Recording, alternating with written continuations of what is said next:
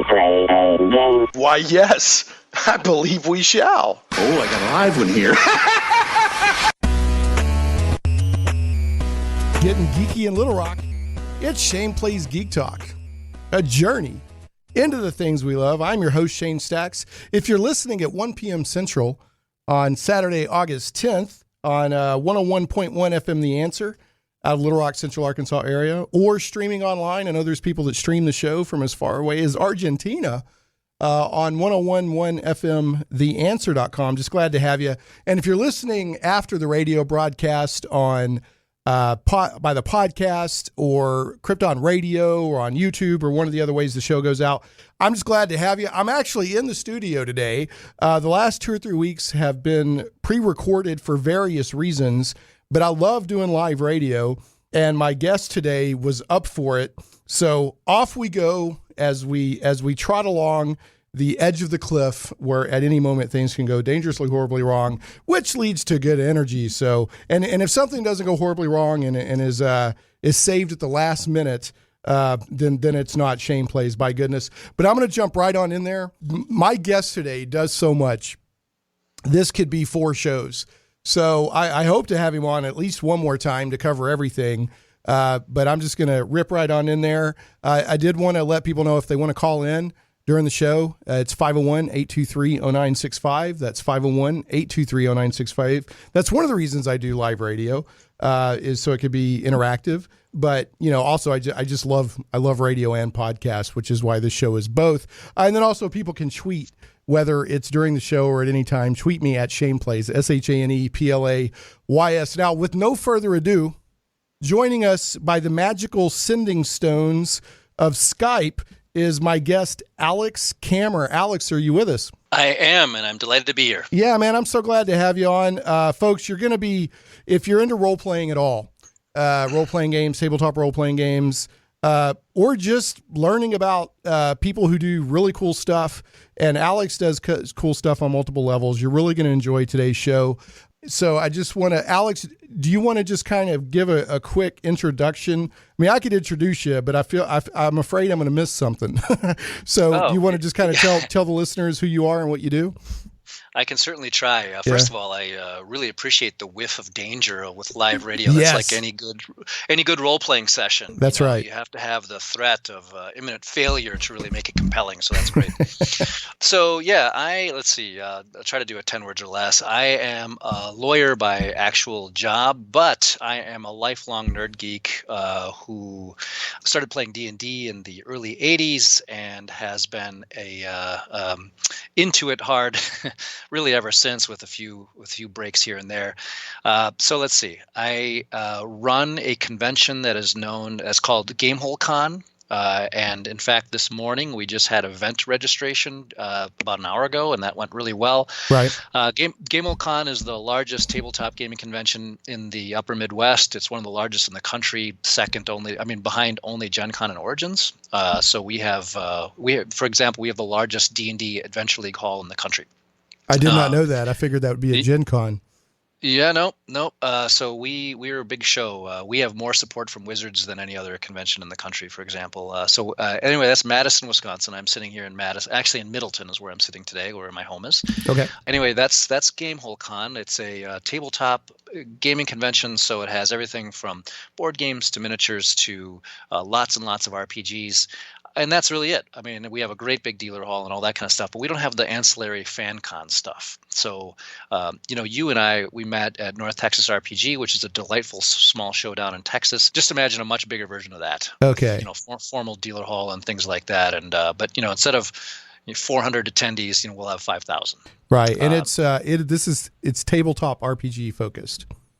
Tabletop RPG, board games. Actually, board games are about 40% of our show. Really? Okay. And a very strong and growing contingent of miniature games of both fantasy. Okay. And yeah, you did historical. say that, and there was a good representation of that at North Texas as well. So, I would, if I had to characterize it, RPG conventions or gaming conventions in like the 70s and 80s. Were focused on like tabletop RPGs and miniatures because they're in wargaming because there was a lot of crossover. I'm not sure if board games were big. I know at like the original Gary cons and things like that they were, because it was like wargaming that turned into RPG gaming. I would say your con is like going to a con would have been in the 80s if you like to play RPGs. Would you characterize? That's how I felt like North Texas was. Yeah, I think that's fair. We have, that certainly is the largest single category of game that we have, right. Role-playing games, and that's from every system. I mean, that goes from, all kinds of old obscure stuff to lots and lots of D&D 5e, newest Shadowrun, right. Pathfinder 2nd edition, whatever. So if you like to play role-playing games, this is the show for you. Right, and by the way, when I say it, it reminds me of what cons would probably been like. I mean that as a compliment, because I have no problem with Comic Cons. They're fun, but when I go to a convention like North Texas, I feel like I'm home, because everybody there is it's a lot of cons, and some people get off on that, and that's fine. I mean, everybody has their different things they like to do for fun, but a lot of cons are like this wild mix of all kinds of things. Just kind of, you got cosplay, you got anime, you got comic books, you got TV shows, you got movies, you've got all kinds of stuff, and then there may be a room or two of gaming, and I go to those two and have fun. But when I go to a convention that, like, I know the focus is I can play games nonstop and meet a lot of other people who that's their main interest too. That like I said, I feel like I'm at home. Yeah, no, I hear you. And as far as the board gaming contingent, I mean, we're really in the golden age of board games. We've never It's amazing. It's crazy. So, that's why we have such a robust board game scene. And, if you take a look at our guest list, we have, bar none, the greatest guest list in the industry, far better than Gen Con, far better than any other show. That's a really big part of our show, to have industry leaders in terms of designers, authors, both board games, RPGs, and so on. People come from quite frankly, around the world to be guests at our show, and because it's not the madness of Gen Con, but it has all the things that Gen Con has, just in much more manageable and consumable sizes. One thing that I loathe personally is standing in line. I just can't stand it. It's just a personality defect or whatever. You can characterize it any way you want, and it won't happen at our show one way or another. So we keep scaling and making sure that never happens, because, I've gone to the PAXs and so on like that, and I enjoy them too, but I'm just unwilling to stand in line to go have 30 seconds with someone. It's just not my jam. If it's yours, that's great, but you don't ever have to do that at our show. That's just not the kind of show that we run. Yeah, I was just talking about somebody about that recently. And, I'm going to refer to North Texas some, because, that's one where you and I met, and I really appreciate John Peterson introducing us. And it was just a fascinating, I actually did a podcast covering North Texas. And then I also talked about Victorious for, Mike and Elizabeth Stewart, that just hanging out at the kind of the bar / restaurant area that night. It was like John Peterson and Bill Meinhardt and yourself. And then there was I need to reach out to John and get his name. There was the guy that works with Wizards of the Coast that works in the archives and finds all kinds of really cool stuff in the archives.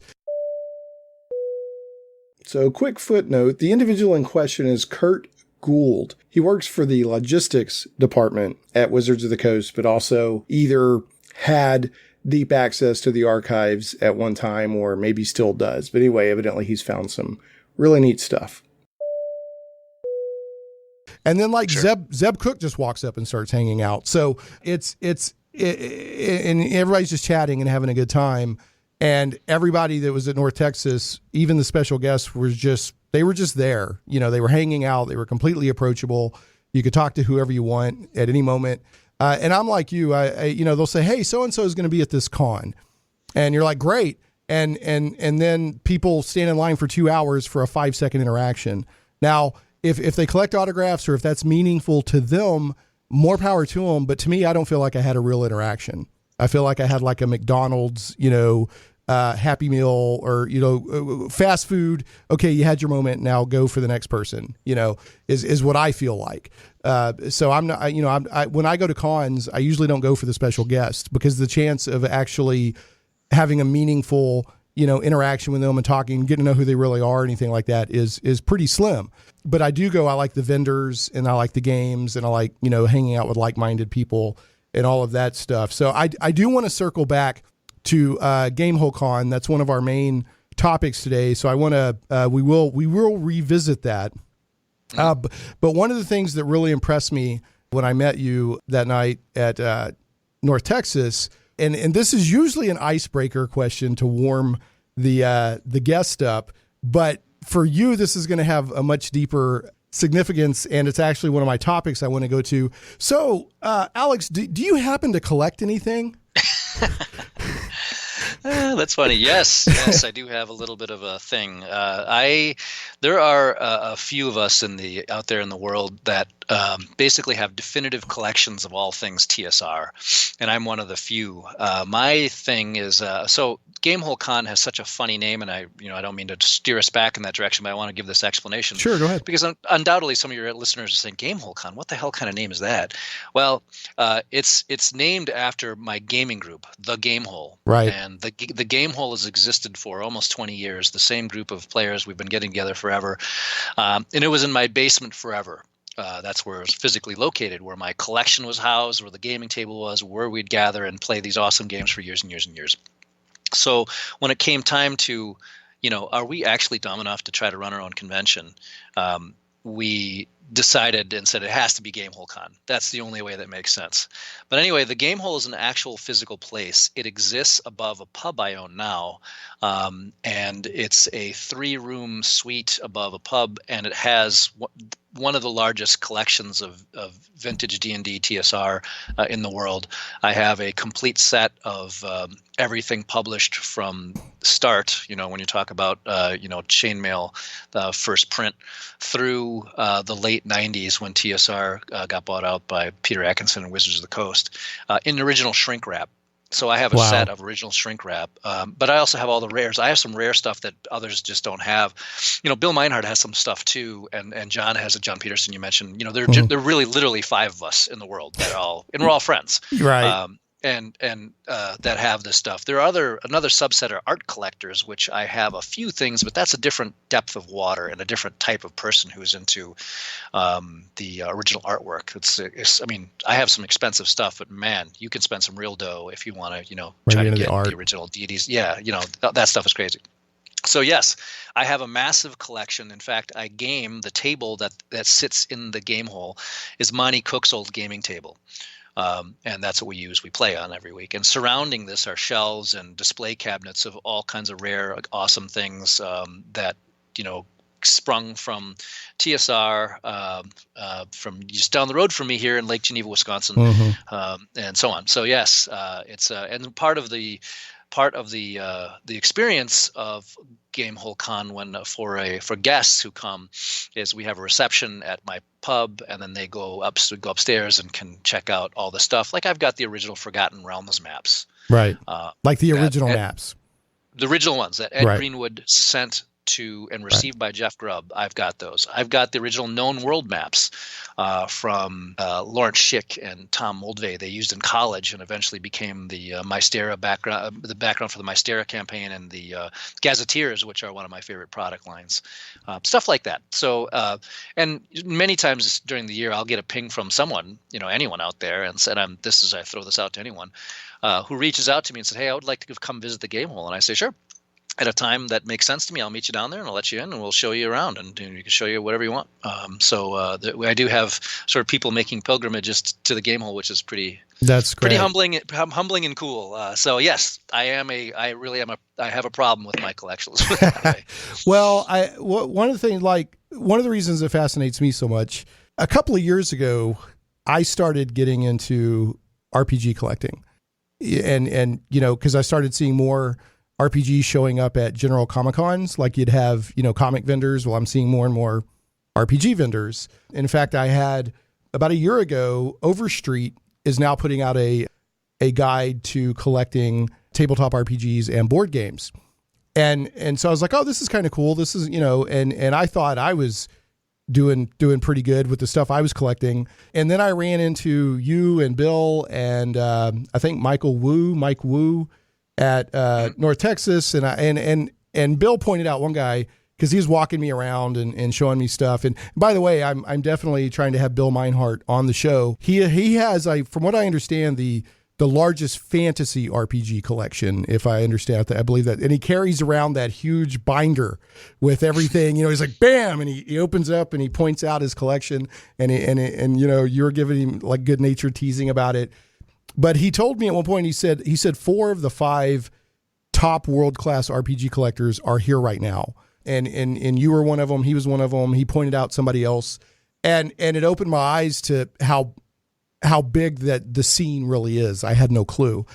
So I'm going to do a show on it in the future. You'd be welcome to join. I'm also going to start doing a series of YouTube videos where I take retro RPGs I found and just kind of, okay, here's where I found it. Here's how I got it. Here's how much it cost. And then here is some history behind this RPG. So I think there'd be some desire for that out there, and it would be personally fun for me to do that. But yeah, I'm working with Bill to have him on. He expressed interest. He's called and we've emailed a little bit to give an idea of why I think this is important. And I'm going to recap a story I told on the show, podcast, radio show after North Texas RPG Con. We're all sitting there at the table, just hanging out, just talking. Zeb Cook comes walking up, and he's like, man, I just ran a game for like 11 people. And, if people who know TSR history, Zeb Cook's a big name. And you guys are like, hey, you want a beer? He's like, yeah. So y'all bought him a beer. He's just sitting there drinking a beer, hanging out. And then you and Bill Meinhardt start having this discussion about tracking down memos, like actually the original memos from like assistants and secretaries about the negotiations between Zeb Cook and TSR. And Bill, and I'm paraphrasing. I mean, you can add to this if you remember the discussion, but it's like Bill would be like, well, I've got this. And you're like, yeah, well, I found this. And Zeb's just sitting there kind of hanging out.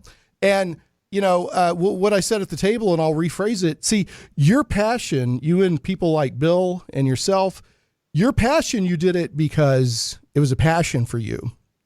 But we have this massive explosion of tabletop RPG influence in pop culture right now.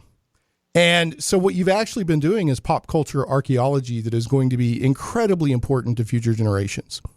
That really impresses me on a level that it's actually kind of, I get tingles thinking about it because what was just fun for us is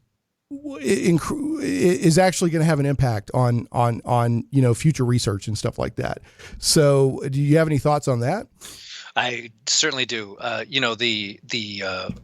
When people, I describe my collection, they see my collection, they think, geez, and I feel, I guess I'm such a Midwesterner, I feel almost embarrassed that I have all this stuff, right? Yeah. It's almost like a show off kind of thing. And I really, the impetus, first of all, I kept all my stuff from when I was a kid, and I'm also just sort of a completionist nerd anyway. But the reason that I became obsessed with this windmill tilt of collecting an original shrink copy of everything is that I wanted to have a perfect set that could be preserved, a perfect set that could be endowed.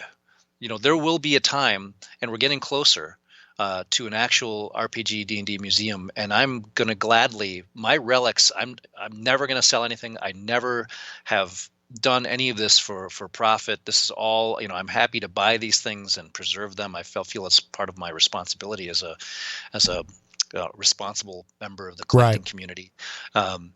For example, I have one of my brown boxes, the original wood grain D&D box, going to a culture museum out in Seattle that they're going to display.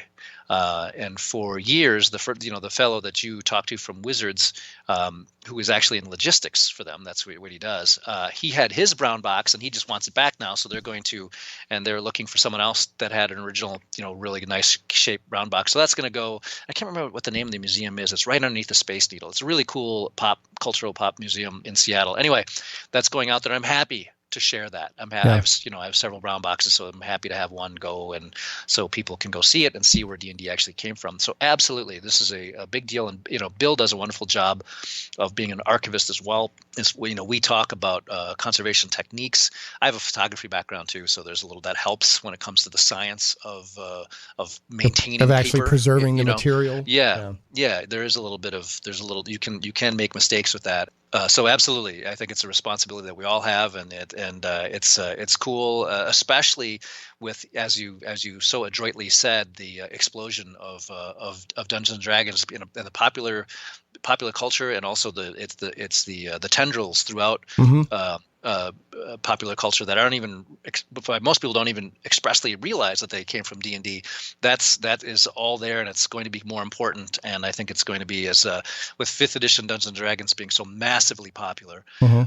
and thousands of new players every week joining us. Yeah, I think making sure that these things, these goofy memos and letters, intercompany mail, and all that stuff, so you can see how tenuous that was at one point, how close it came to tipping over, and how goofy some of the stuff was. It's wild. Yeah. Well, they were making it up as they went along. They didn't know. They were just like, hey, they literally did not know. I mean, it's obvious that Gary Gygax, from a business perspective, understood that, hey, this could sell well, and we've got a little bit of lightning in a bottle. But I cannot imagine that anybody, Dave Arneson, Gary Gygax, any of the other big names from the other games and companies, had any idea of the cultural lightning in a bottle that they were messing with. I think they were just having fun making games. Absolutely. Yeah, absolutely. That's abundantly clear. Yeah. So, it's like, and then you get the business side, but I think, we mentioned John Peterson with his Playing at the World book, of course, Michael Whitwer, and then, they've got the Art and Arcana, which is more than just an art book. It's a history book of D&D told through art, and the stories behind the art. And then people like yourself and Bill Meinhardt and others that are collecting, and not just collecting to turn around and sell or to get off on it, but collecting to preserve. It's going to be really important because more and more people are coming out, writers, actors, directors, and talking about how formative Dungeons and Dragons and other tabletop role-playing games were on them and becoming storytellers. So a lot of the fiction, a lot of the shows, a lot of the movies we wouldn't have, or they would be different without D&D. So in some ways, I think that it's just as impactful as the comic book culture explosion we're seeing happening. And it's interesting, Alex, I think you can relate to this. I went to high school in the 80s, junior high and high school, and the cultural cool chic cachet was not there at all. to say the least. To put it mildly, in some cases you downplayed or hid, your love of RPGs, not among your friends or whatever, but now it's like, it's celebrated and it's cool and it's hip, and like I don't know if you read they did the Rick and Morty versus D&D comic book miniseries that Pat Rothfuss helped write and Jim Zub. And it begins with Rick's grandson wants to learn D&D to impress a girl. And I mean, that's just such a flip, from what it would have been, years ago, which is good. I'm ecstatically happy. Well, and I do not want to do anything as unmannerly as to ask you what you think the value is of your collection. I don't want to go there, but how many items do you have? Do you mind sharing that? Oh, I don't mind. I just don't know. That's a good question. Oh, gosh. Like 5? You have like 5 things? Yeah. Oh, geez, that is interesting. No one's ever asked me that. That I have, it's many bookshelves. Right. Bill has more stuff than I do, but I've got a lot of stuff too. In fact, I'm trying to not acquire things anymore. He has a collection that does, all fantasy. So he's getting all the third-party publishing stuff and, all that stuff. And I don't. I'm really, focused on TSR, D&D stuff. So I have many thousands, but the upper number, I just don't know. Or certainly with exact. I have a spreadsheet. So of course this is especially given what I do for a living as an attorney, it's my collection is insured properly. What that means is that each item that I have, there's a photograph of it, and it goes. That photograph is saved, that image is saved, and there is a spreadsheet that has the stock number, the condition that I've graded it as, and description of any defects or anything like that, and the printing and all that. So it's all laid out. So that is all knowable. I've just never counted them. All right. So Yeah, but lots of stuff, man. More than 5, less than 1 million. Yeah, like if you look at consider the original D&D AD&D hardbounds, Yeah. I probably have, I would say, of each book, I probably have anywhere between 10 and 15 copies when it comes to the different printings and misprintings and signed ones by Gary and things like that. And does it have the wizard or the lizard man? Exactly. Yeah. So they have all the, and the flyleaf for the red flyleaf for the original Monster Manual and so on. So you go through all these printings just to give you an example. So whatever, that's upwards of 100 books right there, so. Yeah, so a bunch.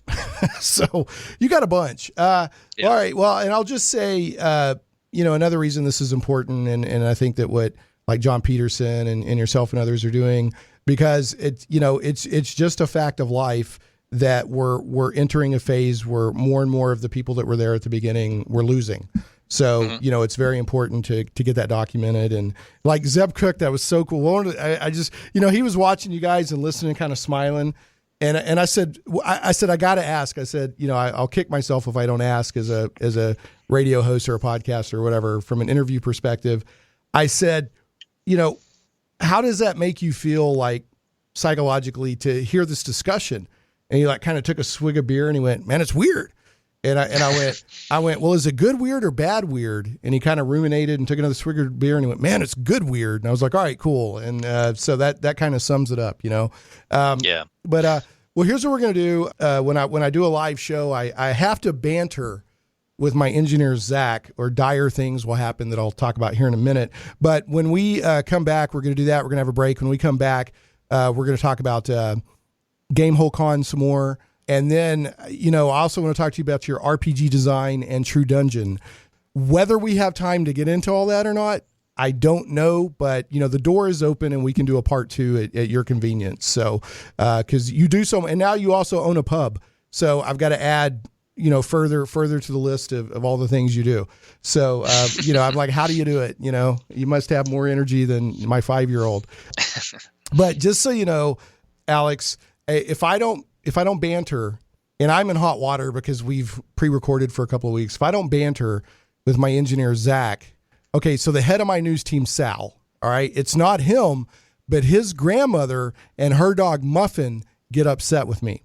And strange things have happened. Okay, we've got ongoing drama with Muffin, and we're starting to think that at first we thought the grandmother was under Stockholm syndrome, but now we think she's just straight up, like, Muffin is running the show and the grandma is kind of held, she's in the wake of everything going on. And poor Sal can't do anything about it. So, and in fact, Sal, well, I'll tell Zach here in a second. I'll update him on that. He normally does our news and everything. But folks, again, when we're going to talk to Zach, we'll take a break, and when we get back, we will be continuing to talk with Alex Kammer. I got to know, Alex, if you were a rapper, would your rap name be A-Cam?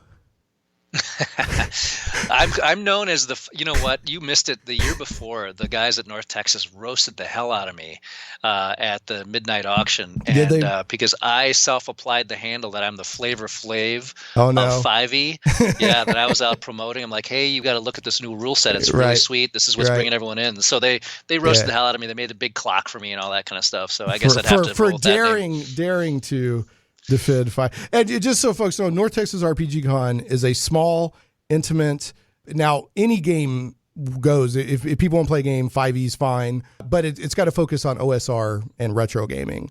So so it sounds like you got a little bit of backblast there. So friendly. Gary Con, Gamehole Con, and North Texas RPG Con are considered sort of the trifecta of cons that support OSR and retro gaming. Is that right?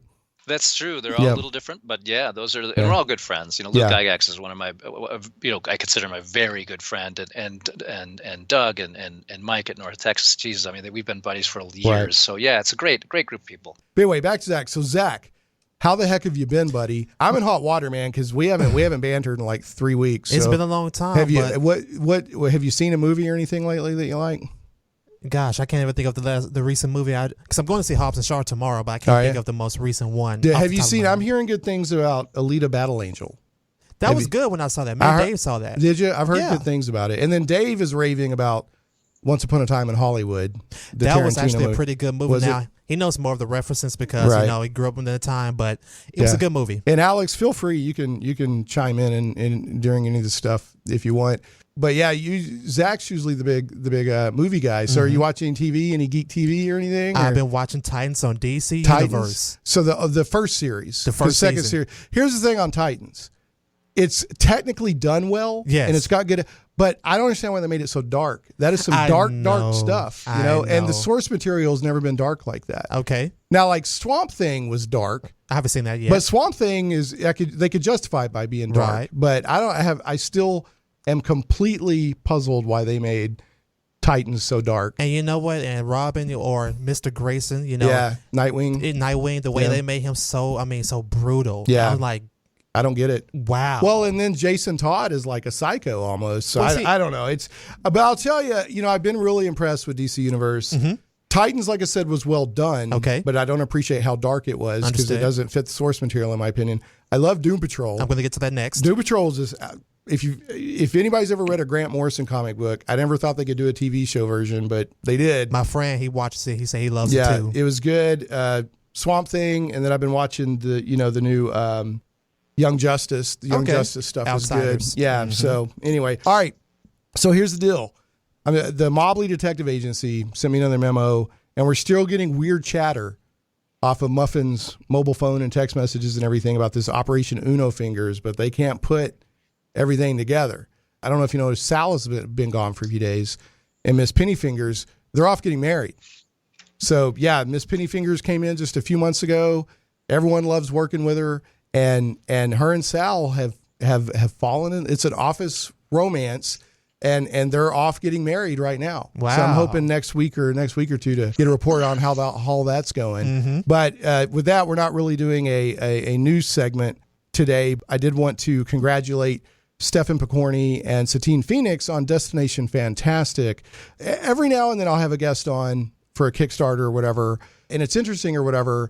But after they told me what they were doing with Destination Fantastic, I personally took a stake on, I really hope that this funds. And a couple of days ago, they had like $50,000 to go, and they just blew it away and funded and within a couple of days. And that really, really impressed me. And then, of course, Michael Tierney and Kursova Magazine worked together on the Wildstars ongoing comic book novel that had a run on Indiegogo, and now it's on Kickstarter. So Wildstars 4 is on Kickstarter right now. It'll be in the show notes, and people can go to just Kickstarter and search for Wildstars 4. And then I was just real briefly, since we don't have a news chief right now, since Sal wasn't around to do the news, I was gonna put Alex on the spot. Can you play the news sound there? I'm gonna put Alex on the spot. There you go. There's the news sound. They're working hard on a Saturday. Alex, do you have one thing or one impression from Gen Con that you want to share? Yeah, I do. Gen Con was what was remarkable to me was in the dealer hall how many board games there were that were not for sale.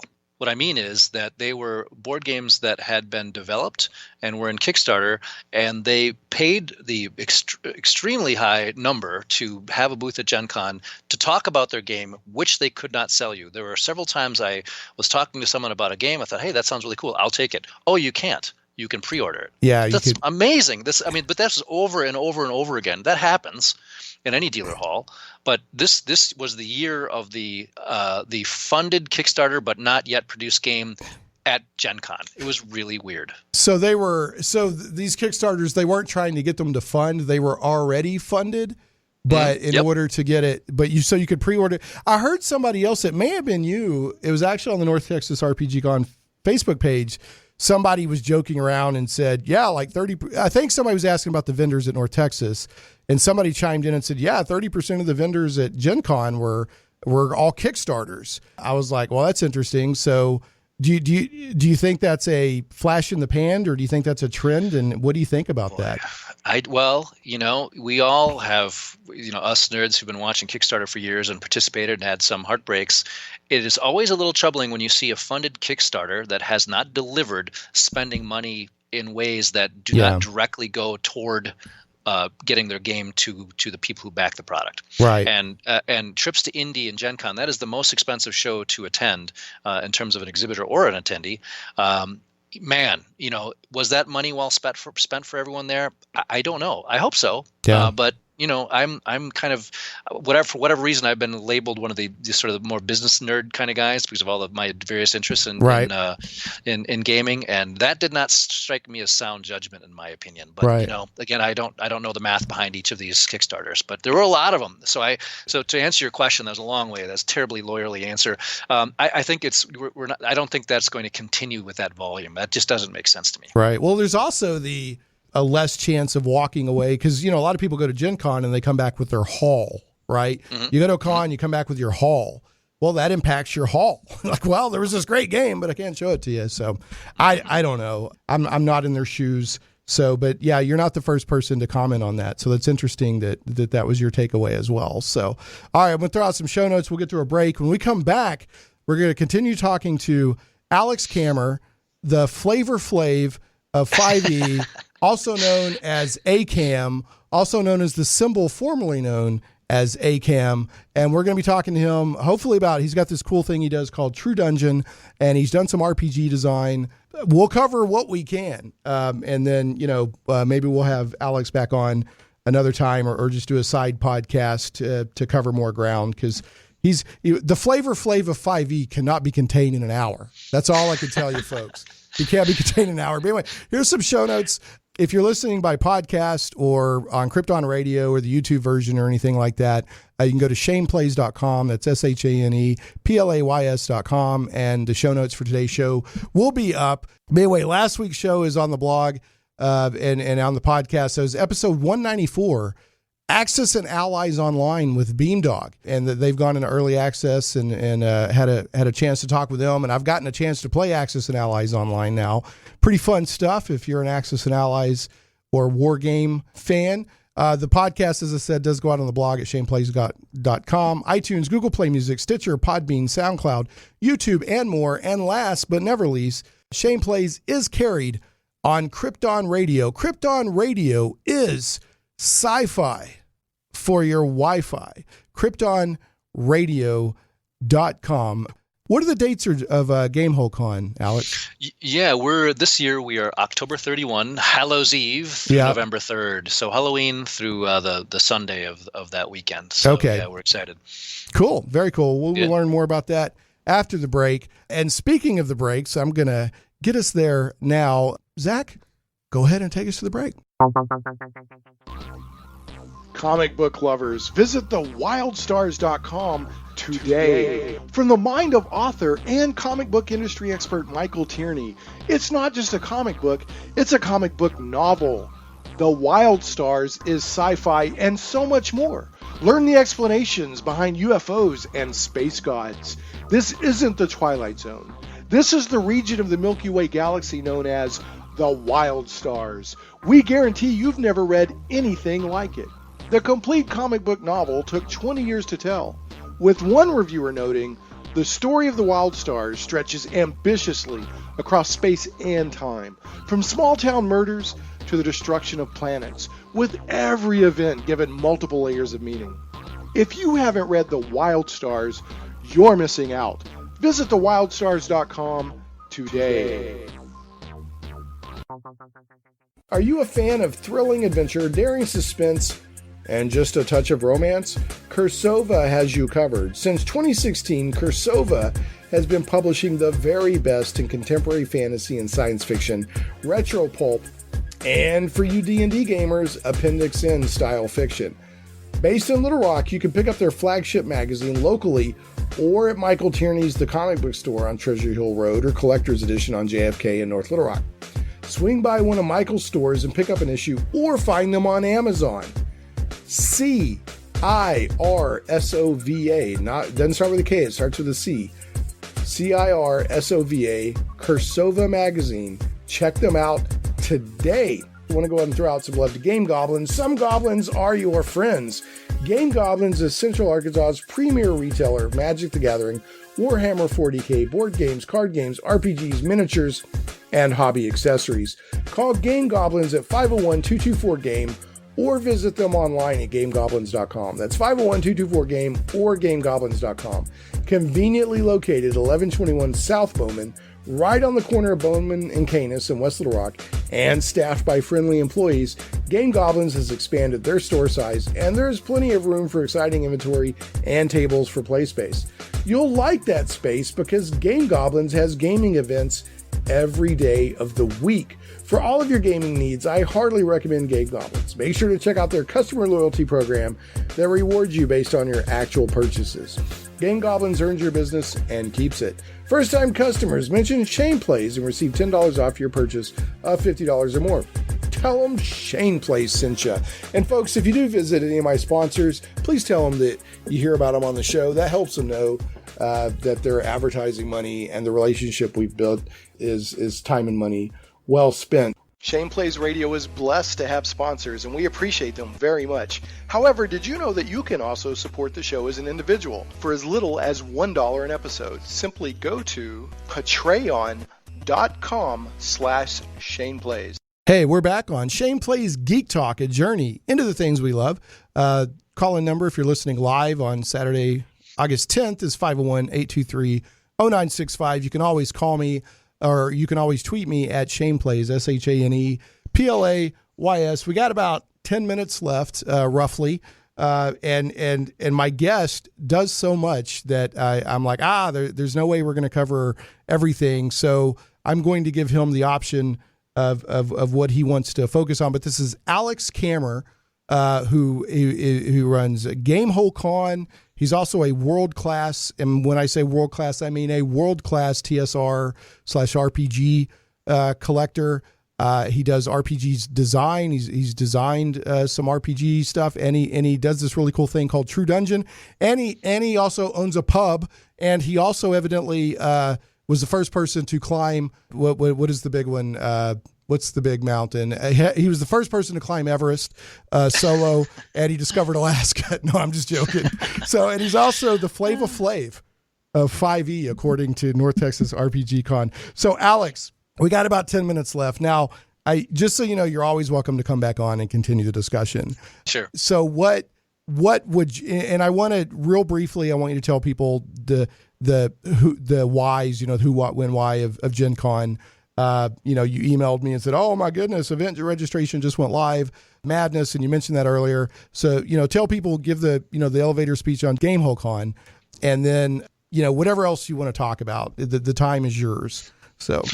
Wow, I appreciate that. I guess, so let's see. Gamehole Con. Yeah, Gamehole Con is, it's been interesting because it's grown so explosively. And I think the reason is that, you mentioned that if you could build a show, it would look like North Texas. Well, that's what we did with Gamehole Con. We're a bunch of nerds who were missed the fact that Gen Con left Wisconsin, leaving a big void for us. And so we started this goofy show. We didn't know if it'd be just us and a couple of our friends standing around in a hotel lobby. But we had almost 500 attendees the first year, so bigger than any North Texas show from year one, and it's grown really fast. And I think the reason is because we have such a focus on the attendee experience. Our prices are low for badges, cheaper than any other show to go to in the country, and we provide a tremendous amount of experience when you do buy a badge. It's because we're not trying to make money. The guys and I all have jobs. We all have vocations, we all have businesses. We don't need this to be a moneymaker for us. So this is really a joy, a passion project for us. That's why it's got a goofy name. That's why there's all kinds of silly stuff going on there. It's got a very upbeat and fun vibe, and people dig it. And we have amazing attendee retention. Shows like Gen Con and PAX, they're around in the 60% range. We're in the mid 90s. Once you've come to our show, you come back.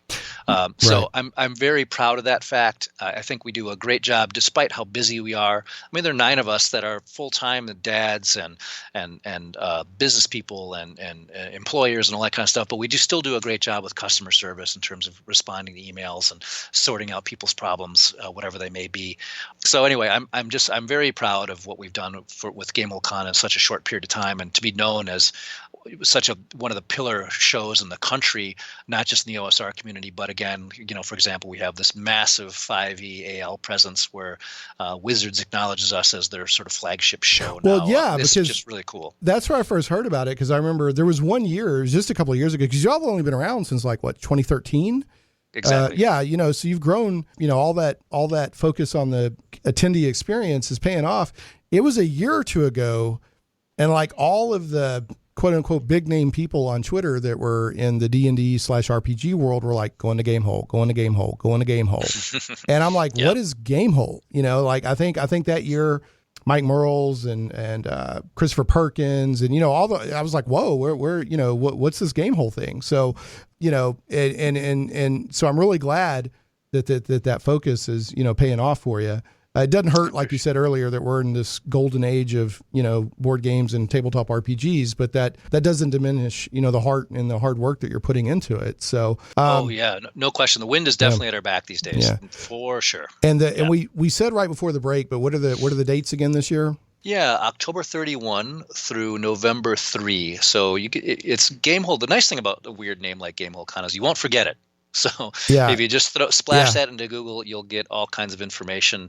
Registration is going on now. I just during the break, I was scrolling through the events list. We have 3,000 individual gaming events, and there's still lots of tickets available for different things, which is great. I want to make sure that our walk-up customers, attendees, still have lots of good options. So there's lots of stuff still available at Gamehole Con. And speaking of Chris Perkins, that's a great example. What a great guy. He and I have I've been fortunate enough to become good friends with him. He's been to each and every Gamehole Con since we started, and he just doesn't go to other shows. Dude. I've had him on the show a few times. He is legit. Given his status in the hobby, he is a legit dude. Yeah, no, I agree. He's such a mensch. He's such a good guy. Yeah. And he really cares about the product. He lives and dies, D&D. And so it's pretty cool. All right. So it's October, basically the last days of October this year. Yep. Okay. 31 Halloween through November 3. Okay. Very cool. So Gamehole Con, folks, check it out. It's in Wisconsin. So go check it out. That's the Wisconsin is the ground zero for a lot of this hobby. So how far away are y'all from Lake Geneva? If people want to take a side trip, about an hour away. So people can take a side trip over and check out Lake Geneva.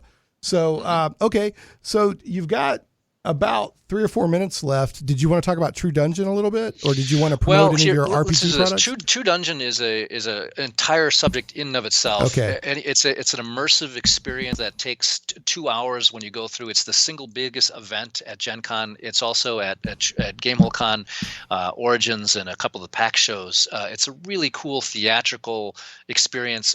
Google that. There are some wonderful videos and explanations. Let me offer you this. This is an odd circumstance I find myself in. I'm booked out for the next several weeks, but I happen to have next weekend open. If you just happen to want to do Alex Kammer Part 2 and talk about True Dungeon and your RPG design. Now, if that's not a good fit for you, that's fine, but I just happen to have it open. It very well may be. I have to look. Okay, I well, think let's that's talk. fine. I think, August has been good I've never done that before. I've never done a Part 2 with a guest. It just happens to work out, but there's just so much to talk about with what you're doing. It like you're saying, it's hard to just shove that. It's like, well, let's schedule a future show on RPG design and True Dungeon, whether it's next week or not. I'll give you another show. Happy to do it. Now, so do you have any of your special guests lined up for this year's Gamehole Con?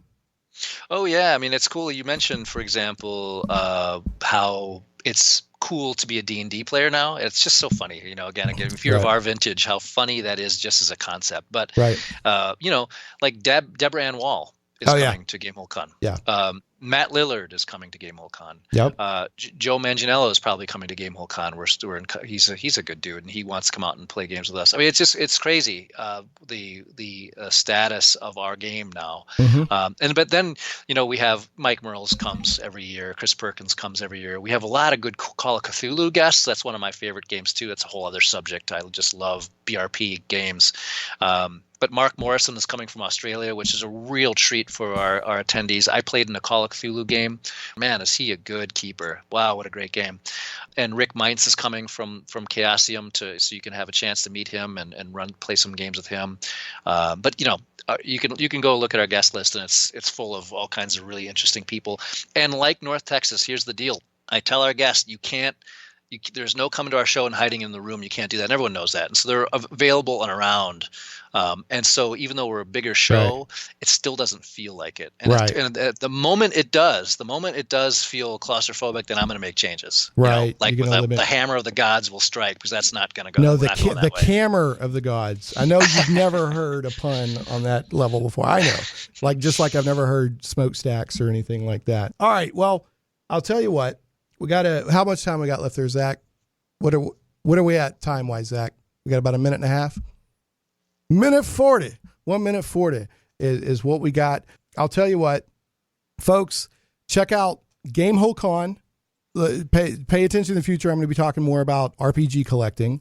I want to personally thank Alex and folks like him that are collecting to preserve and investing their own money and not just trying to enrich themselves. So thank you very much, Alex. This hobby means so much to me, and I know it means a lot to you, and it's more than just a game.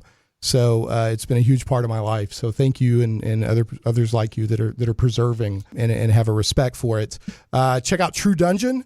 Go look up True Dungeon, and then look up Alex Kammer and his RPG design. But hopefully we'll have him back soon to talk about more of his stuff. Now, Alex, I hope you got the waiver. I know you're a lawyer and everything, so you know the importance of this. But I end the show every week with a bad joke of the week. So if there's any mental cruelty, I hope we got that waiver on file, because it can be pretty bad. So here's the bad joke of the week, Alex. What does a zombie vegetarian eat? Oh boy, the floor is yours. I don't know. Grains. Oh, of course. Well done. I'm going to go right now, and I'm going to inflict that on my children. They're going to love that. All right. Remember, if there's any mental cruelty, I deny any responsibility whatsoever. Because I live in America. The responsibility can't be mine, right? So, exactly. Anyway. Alex, it's been a pleasure. Good luck with Gamehole Con and everything you do, and I hope to talk to you again soon. Yeah, very soon. Let's do it. At that time, Rico Drayton, which is now called Flava, he lived in Freeport, and I got him to drive my truck.